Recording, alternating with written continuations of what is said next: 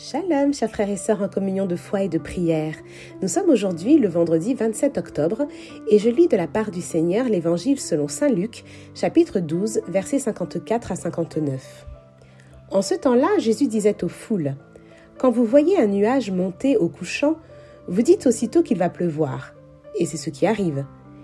Et quand vous voyez souffler le vent du sud, vous dites qu'il fera une chaleur torride, et cela arrive. Hypocrite. Vous savez interpréter l'aspect de la terre et du ciel, mais ce moment-ci, pourquoi ne savez-vous pas l'interpréter? Et pourquoi aussi ne jugez-vous pas vous-même ce qui est juste? Ainsi, quand tu vas avec ton adversaire devant le magistrat, pendant que tu es en chemin, mets tout en œuvre pour t'arranger avec lui, afin d'éviter qu'il ne te traîne devant le juge, que le juge ne te livre à l'huissier et que l'huissier ne te jette en prison. Je te le dis, tu n'en sortiras pas avant d'avoir payé jusqu'au dernier centime. Acclamons la parole de Dieu.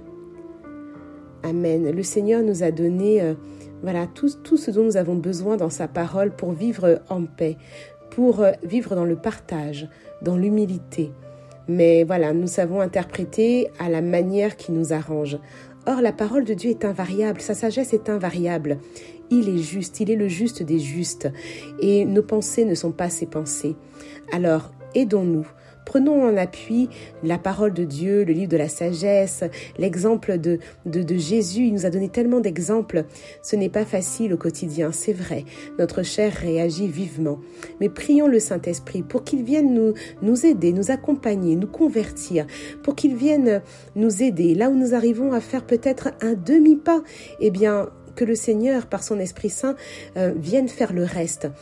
Parce que, de nous-mêmes, ce n'est pas évident.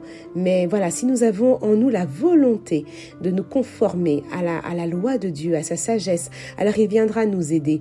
Et ce sera une véritable libération parce que le Seigneur va nous donner de vivre sereinement, en paix. Avec un calme intérieur qui vient de lui et de lui seul.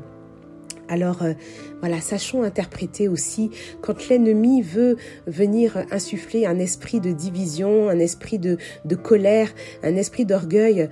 Faisons-lui barrage grâce à la parole du Seigneur. Jésus nous met en garde et il veut nous aider. Alors, accueillons cette aide, accueillons la parole de Dieu et que, petit à petit, même si nous tombons, remettons cela entre les mains du Seigneur pour qu'il nous aide à nous relever. Et c'est tellement beau quand on peut recevoir la paix du Seigneur et vivre en paix. Alors notre prière, Saint-Esprit. Je vous souhaite à tous une belle journée. Soyez bénis dans le nom de Jésus.